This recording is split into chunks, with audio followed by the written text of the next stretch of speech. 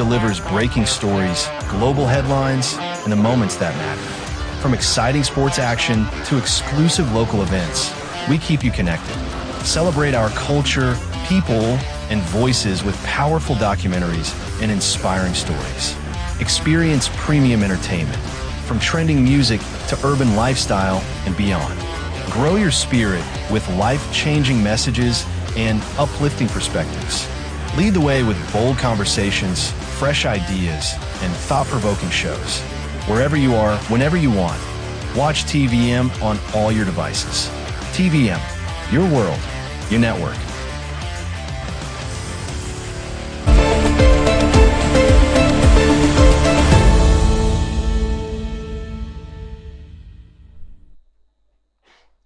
Hello, good day. This is TVM's Global Brief. I am Mara Samuels and welcome to the news on the hour. The African Union Commissioner Chair, Mahmoud Ali Yusuf, rejected U.S. President Donald Trump's claims of a genocide against Christians in the northern Nigeria. Speaking at the UN in New York, Yusuf said Boko Haram primarily targets Muslims and that the violence differs from atrocities in Sudan or Eastern DRC. Trump had warned of possible military action and aid cuts if Nigeria fails to address the killings, but offered no evidence. Boko Haram's insurgency has killed tens of thousands over 15 years, with most victims being Muslims. Oil prices fell slightly as U.S. crude inventories rose and OPEC adjusted its production forecasts. Oil prices slipped Thursday, extending Wednesday's losses as U.S. crude inventories rose and OPEC revised its 2026 outlook. Analysts noted that the inventory build added downward pressure on prices, while OPEC's revised outlook signaled slower demand growth than previously expected. The market remains cautious, balancing supply concerns with indicators of weaker short-term consumption. Tanzania's President Samia Suluhu Hassan appointed longtime ally Mwigulu Nchemba as Prime Minister Thursday following her disputed October 29th election victory. Parliament approved Nchemba, a former finance minister and member of ex-President John Magufuli's cabinet, in a near unanimous vote. He pledged to serve diligently in his new role. The government forecast 6% economic growth this year, supported by infrastructure projects, while budget spending rises amid reduced international aid. Opposition parties allege election irregularities, which triggered clashes, though Hassan has defended the vote and her human rights record. President Trump approves legislation reopening the U.S. government after the longest shutdown in American history. After weeks of deadlock and mounting political pressure, President Donald Trump has signed legislation to reopen the U.S. government, officially ending the longest shutdown in the nation's history. The government shutdown, which lasted for over a month, has crippled key federal agencies and left hundreds of thousands of workers without pay. President Trump's approval of the bipartisan funding bill restores full government operations and ensures employees will receive back pay. The shutdown was triggered by disagreements over border wall funding, a central issue the president's political agenda. Analysts say the reopening represents both a political retreat and a strategic recalibration as Trump faces growing public pressure and concerns over economic fallout. Our Washington correspondent reports that federal offices are now preparing to resume normal activities, bringing reliefs to millions affected by historic standoff. The U.S. Supreme Court extended a pause on a judge's order requiring full funding of food aid to 42 million Americans amid the ongoing federal shutdown. The ruling allows the Trump administration to withhold about $4 billion from SNAP, Supplemental Nutrition Assistance Program, benefits for now, with the pause set to expire on Thursday. Meanwhile, the Senate approved compromise legislation Monday aimed at ending the longest government shutdown in U.S. history, which has left millions without food, benefits, and hundreds of thousands of federal workers unpaid. TVM's Global Brief returns shortly after the screen break. Please stay with us. It's going to fall for Ibrahimovic. Yes, Usain Bolt this time. 7 Women's Afro Basket Championship here.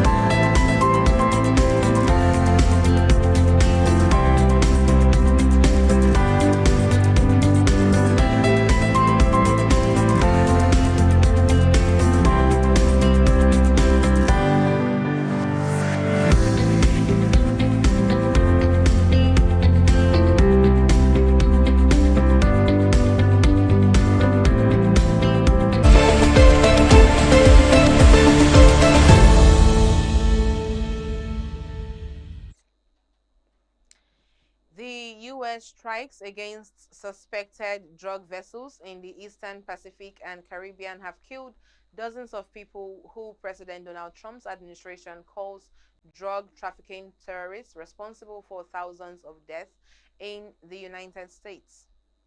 The administration has said it has every authorization needed for the strikes, but is facing increasing skepticism over allies over U.S. military operations in the Caribbean. The U.S. military has carried out at least 19 strikes against suspected drug vessels in the Caribbean and off the Pacific coast of Latin America, killing at least 76 people. The strikes dramatically depart from the traditional approach of using the U.S. Coast Guard to intercept maritime drug shipments and prosecute traffickers in courts, which the Trump administration said was a failure. The administration designated the trafficking groups as terrorist organizations and has alleged that the Tren de Aragua gang is controlled by the Venezuelan President Nicolas Maduro, which Venezuela denies. Unexpected news coming out from Beijing concerning the stability of China's financial markets. Wu Xing, the chairman of the China Securities Regulatory Commission (CSRC), has reportedly sought approval to step down from his post. Sources familiar with the matter indicate that Wu, who was only appointed to this critical role in February 2024 to help stabilize the nation's turbulent stock market, has informed relevant authorities of his intent to exit, citing health reasons. This would be a significant and abrupt departure from one of the most vital regulatory jobs in the world's second largest economy. It is not yet known if his resignation has been formally accepted or when his final day in office will be. Neither Mr. Wu, the CSRC, nor the State Council have immediately responded to requests for comment on this highly sensitive situation at the time this report was filed. A light truck crashed into a market in Bucheon, South Korea on Thursday, killing 2 people and injuring 18. The truck traveled about 150 meters through market stalls after reversing 28 meters before coming to a halt. Authorities said the driver blamed a sudden acceleration surge and tested negative for alcohol. Emergency officials handed the vehicle to investigators to determine the cause, while CCTV footage showed the truck barreling into shoppers at the outdoor market. A light truck crashed into a busy market in Bucheon, about 20 kilometers west of Seoul, on Thursday, killing 2 and injuring 18 others. The 60-year-old driver drove the truck onto the market sidewalk at around 10:55 a.m., reversing roughly 28 meters before traveling about 150 meters through the crowded area. The 2 victims, both women in their 70s, suffered cardiac arrest and were pronounced dead at the scene.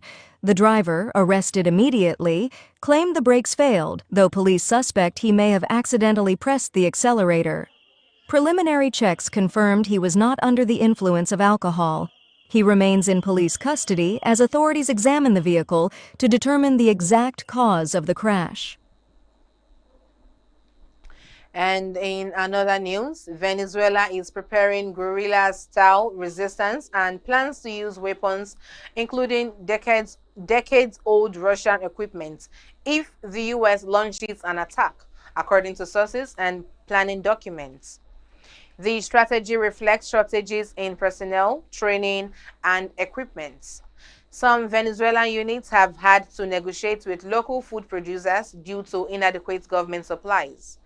President Nicolas Maduro says the military and citizens will resist U.S. attempts to oust him, while President Trump had suggested possible ground operations, though he later denied considering strikes inside Venezuela.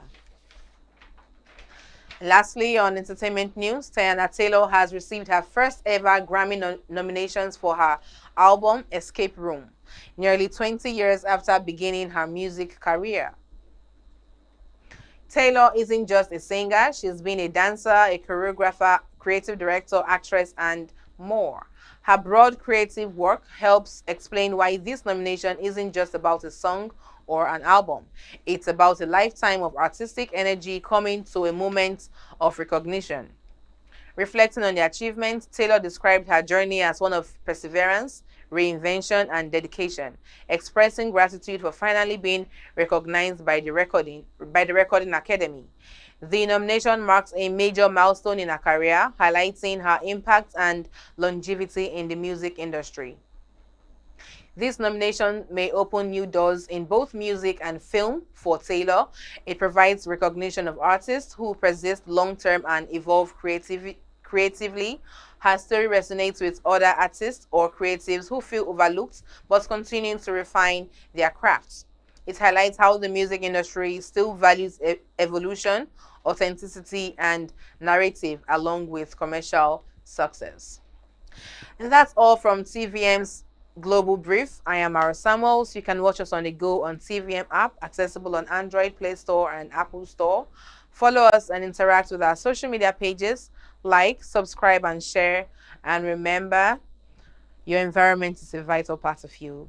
Do keep it clean.